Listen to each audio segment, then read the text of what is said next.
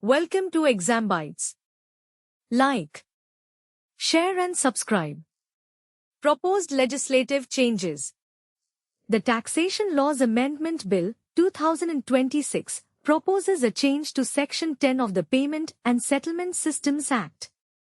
This amendment replaces the current prohibition on charges for Unified Payments Interface and RuPay with an enabling provision allowing the government to notify payment modes subject to charges. While no charges are currently active, this shift risks undermining the principle of free digital payments. Significance of Unified Payments Interface. Introduced by the National Payments Corporation of India, the system aims to reduce cash dependence through a low-cost, interoperable framework. In the 2025 to 2026 period, it processed over 24,000 crore transactions, accounting for 85% of India's digital retail payments. The system formalized small-value economic activity, with 86% of merchant payments being below 500 rupees. Incompatibility of merchant discount rate.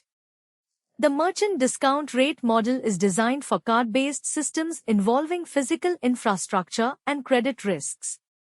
Unified Payments Interface operates on open protocols with direct bank-to-bank transfers and near-instant settlement, making the legacy merchant discount rate model inappropriate.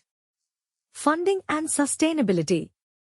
Operating costs for banks and providers are rising, with government incentives reaching nearly 4,373 crore rupees.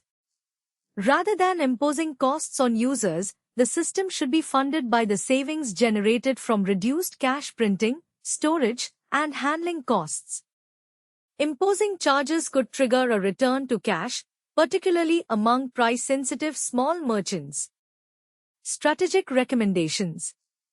Maintain the system as a digital public good to ensure universal accessibility. Implement transparent, formula-based support linked to value delivered rather than transaction pricing. Prioritize the preservation of a cash-light, inclusive economy.